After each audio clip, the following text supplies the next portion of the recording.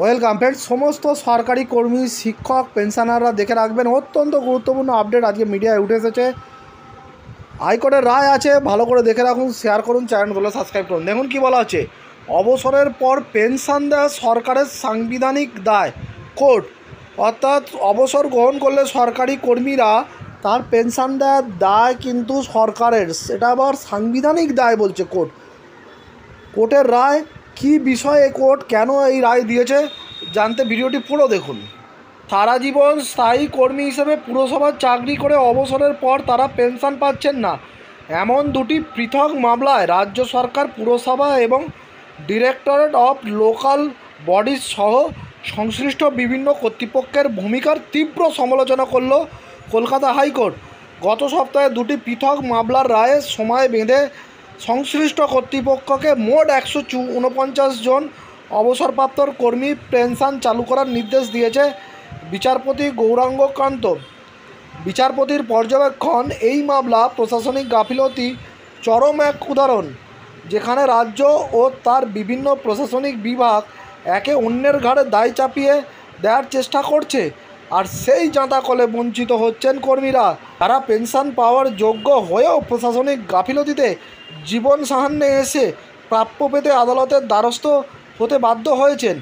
নবদ্বীপ পুরসভার একটি মামলায় আদালতের পর্যবেক্ষণ, প্রায় 3 দশক সরকারি চাকরি করে অবসরের পর কেউ যদি জানতে পারে তার চাকরি স্থায়ী ছিল না, তাই তিনি পেনশন সহ অন্যান্য আর্থিক সুযোগ সুবিধা পাওয়ার অধিকারী নয়, তখন সরকারেরই তার পাশে দাঁড়াতে হবে।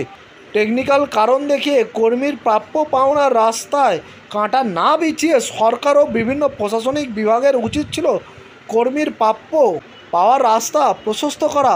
নবদ্বীপ পুরসভার অবসরপ্রাপ্ত কর্মীর প্রাপ্য পেনশন সহ অন্যান্য সুযোগ সুবিধা 8 সপ্তাহের মধ্যে মেটানোর নির্দেশ দিয়েছে বিচারপতি কান্তের। আরও পর্যবেক্ষণ, যে কর্মী তার সারা জীবন সরকারি চাকরিতে দিয়েছেন, অবসরের পর তার পেনশন মেটানো সরকারের সাংবিধানিক দায়, নৈতিক বাধ্যকতা। তাহলে দেখলেন যে বেশ কিছু কর্মীর পেনশন দিচ্ছিল না, ফলে সরকার বলছে অবসরের পর সেই কর্মী যে 30 বছর কাজ করে অবসর নিয়েছেন, সরকারেরই দায় তাকে পেনশন দেওয়ার। টেকনিক্যাল প্রবলেম কি, তাদের পার্মানেন্টই করা হয়নি, এই দেখিয়ে কিন্তু তাদের পেনশন দেওয়া হচ্ছিল না, ফলে 30 বছর কাজ করার পরেও তারা পেনশন পাচ্ছিলেন না।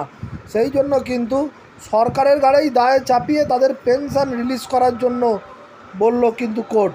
অত্যন্ত গুরুত্বপূর্ণ আপডেট, কারণ পার্মানেন্ট এমপ্লয়ি রিটায়ার হওয়ার পরে পেনশন পান, কিন্তু এক্ষেত্রে দেখা যাচ্ছে টেকনিক্যাল প্রবলেম হয়ে গেছে। এত বছর কাজ করার পর অবসর নেওয়ার পর জানতে পারছেন তিনি পার্মানেন্টই হননি, ফলে সেক্ষেত্রে কী হবে, সেই নিয়েই কিন্তু গুরুত্বপূর্ণ রায়। ধন্যবাদ।